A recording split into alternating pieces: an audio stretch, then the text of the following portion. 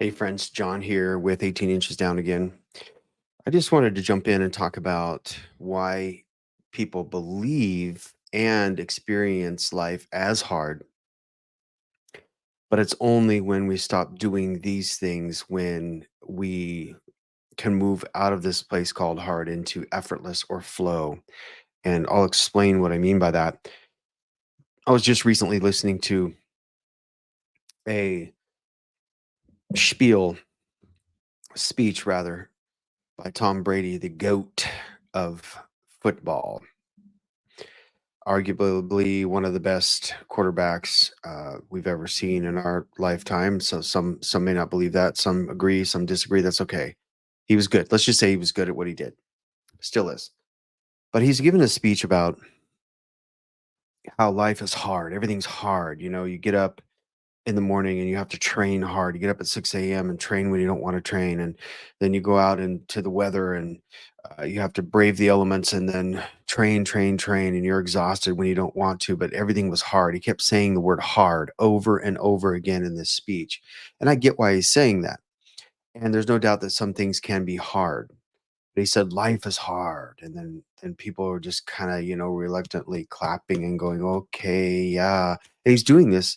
He's giving the speech at a college, and part of the reason why I'm sure that he was saying this is because of this idea that young people are lazy in general. And I heard somebody really refute that. That's a media guru, Gary V to be exact, say that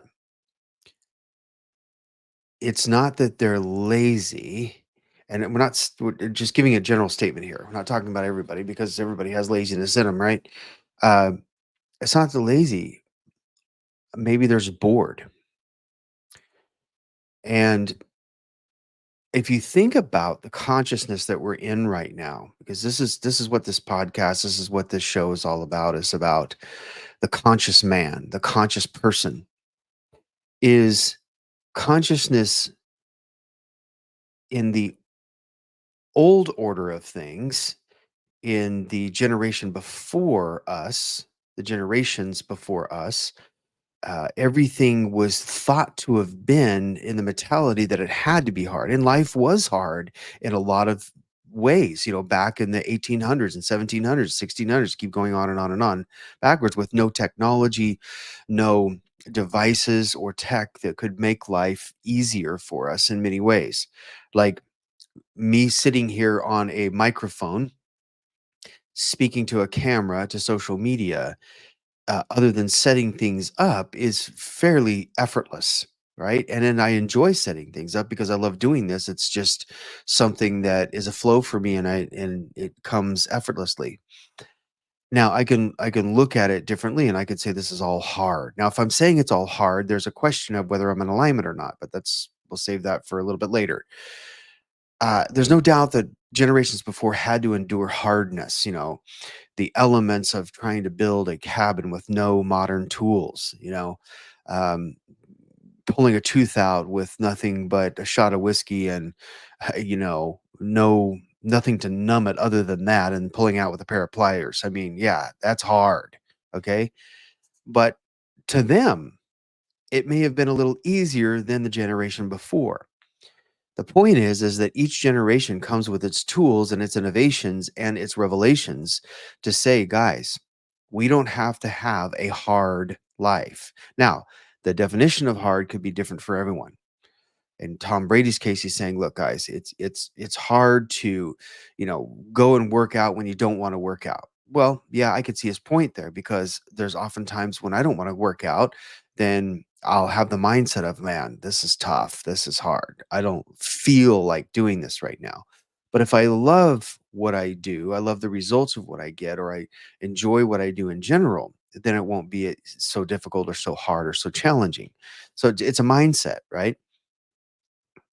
But when you look at the consciousness of generations moving forward, things have gotten easier and they have gotten more effortless. Now, it's just our mindset that says different, or says otherwise. It says, no, it's not. It's hard. My granddaddy taught me and told me that it would be hard. My daddy told me it would be hard, and it's hard. So, okay, let's have that discussion about why you think it's hard or what you think is hard. Because for you, something may be hard or challenging or difficult, but for the other person doing the same thing, it's not because it's in their wheelhouse, it's in their designed alignment.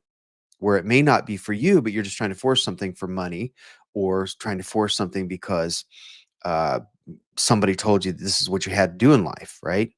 There's many different definitions, but as a whole, I want to talk about the umbrella of consciousness right now. We are moving into a time where we will literally live life effortlessly if we choose to engage it.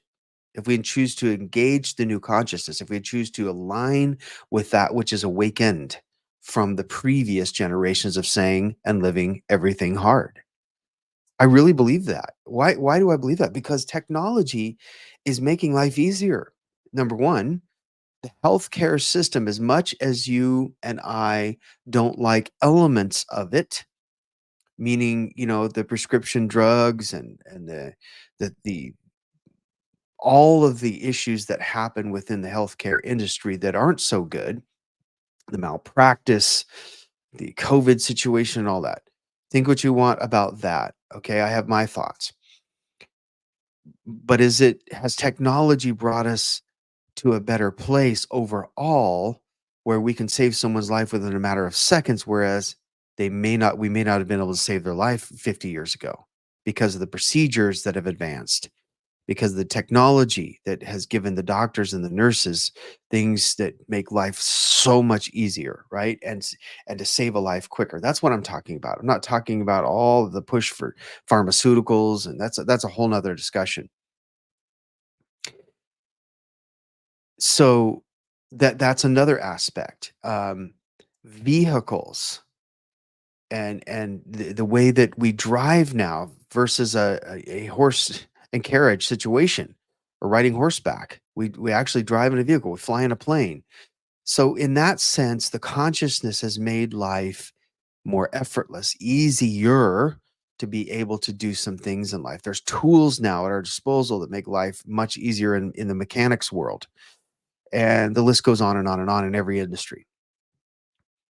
So if you look at it from that perspective and stay in that positive flow, then you'll be better off when we start moving more into the heart-centered space, which we are. That's what 18 inches down is about. It's from the head to the heart-centered way, is we are flowing in a heart-centered capacity, whether we realize that or not. And if we drop down through surrender and engage the heart magnetism, gauge the heart coherence, we'll begin to see things added to us that we never worked for. We'll begin to see things flow around our lives and come to us rather than us having to go out and sweat for it. We'll have synchronicities and divine favor that begin to happen for us because love is for us. God is for us. Who could be against us, right? So when we engage that space of who we really are, which is a space of unconditional love, that's who we're made of, then there's an effortless quality about that. Let me ask you this. How effortless is it to be in love? Now, don't talk about all the isms and schisms around that. I'm talking about, don't think about that. What I'm talking about here is how does it feel when you first fall in love with somebody and you're around them, want to be around them 24/7? It's easy, isn't it? It's effortless. It's only when we quote fall out of that love and start looking at the flaws and the negativities around people that it starts to get hard. And you hear people say, marriage is hard. Relationships are hard work. Well, why is that? Why are they hard? Amy and I don't feel that way. We've been married 24 years. I don't feel that it's hard. It only gets hard when we drop up, when we pull up, when we come out of heart centeredness and we're into our head again. Stay in your head, you're dead. We're in our egoic centric mindsets of wanting to argue our point. And when that happens, then it gets hard. So back to my conversation about Tom Brady and everything's hard, hard, hard, hard. Well, who conditioned him to believe that if he's in fact gifted, which I believe he is for football, but I also believe there's much more to that man. It's not just football, but there's definitely a gift there. So when he's in his flow, it's effortless. But when everything else surrounding that, it seems to be hard, hard, hard. Now, I don't know the man, so I can't speak for him, obviously. But if I had that conversation with, like, why, what is it that's making you feel that it's hard? And again, it could go back to, well, I'm just trying to get these young ones to, stop being so lazy or stop laying around and just to let them know that this is the reality of playing football. Well, when you take another person that loves the game just as much as Tom, they may not think the same way. They might not feel that it's hard. They're like, "Oh, yeah, there's some things I don't really care to do, but overall, I just love this. I can't see myself doing anything else." And I bet you if you ask Tom, those that really know him, they would say the same thing. So, speeches are just, you just got to take them with a grain of salt sometimes. But out of the mouth, out of the abundance of the heart, the mouth speaks. So, what does that mean? Is that whatever is going on here and here, our head and our heart, if they're not in coherence and the heart's not leading, then we will think a lot of things are hard. There's an ancient text that says that out of the heart comes the issues of life, springs the issues of life. And that's because our heart is really talking about our spirit. It's talking about the first brain. It's talking about the first order of things when we have it in alignment. When our heart leads, our ego and our head or brain follows, and our ego has been integrated because it's been healed. The heart is sent and has become swelled up and big enough in love, so to speak, to heal the ego. That's the goal, right? But oftentimes we're still living in the ego because we don't know how this works. We don't know how to heal it, and we don't know how to integrate it so that the bigger part of who we are leads our lives, our heart. So is life really hard? It's really not if we first of all, become self-aware enough to awaken to the fact that we don't live in a hard reality when we're living out of the real us. We do when we're living in the ego part of us. Everything's hard. Everything's difficult. Everything's challenging. Everything's a mess. Everything's a hot mess. Everything is just coming. Everybody's coming against me. I can't stand life. I can't stand what I'm doing. I can't stand this person. I can't stand people. I don't like meeting new people. All these kind of things, right? When we're on our head. If we're on our head, we're dead. If we drop into the heart, this is the start of the beginning of real life, real living, because that's who we really are. So keep that in mind when hard and difficult things come up in your head that you're facing. And let me just say this. There are some things in life that we will do that we don't enjoy doing. I'm not saying that everything is enjoyable. However, we can get to the point to where we just look inside and we live from the inside out and we say, okay, wait a minute. Why do I have preferences that are making me miserable? And I've said this before and I'll continue to say it, but I heard in a documentary, one individual was addressing the ego in another person's life, and they were kind of a counseling situation. And the guy said, I want to stop suffering. I'm tired of suffering. And he goes, well, you can. Do you want to stop suffering? And the guy's like, yes, I do. Okay. Then drop out of the ego and live in the heart. Stop living out of your head because you're dead when you live out of your head. Let the head, let the brain, let the mind serve the heart mind. When it begins to serve the heart mind, then the analytics, the analytical side, and the part of us that's in the left brain, so to speak, will follow the heart, the creative flow of the heart, where all relationships in life happens is from that heart-centered space. So if you want to stop suffering, then you've got to stop living by and through the ego that wants to edge God out, EGO, edge grace out, edge goodness out, EGO, all of those good things. So here's the beautiful part. We're in the consciousness now. We are in this consciousness now that says that I am here to help you. God is here. Love is here to help you live from this effortless flow. Life was not always hard. Guys, we began effortless from the very beginning of time. If you believe anything about how this began, some believe in the Adam and Eve story, some don't. Let's just say that it's real. Adam and Eve, when Adam was given the breath of life and formed and fashioned after the light person, the light man, the light being of God, love, the fullness of love, and formed and fashioned in this anatomy. And it was a light being, is a light uh, worker, a light being that actually walked the planet And then it was only after the fall that skin wrapped around his anatomy. That's another story.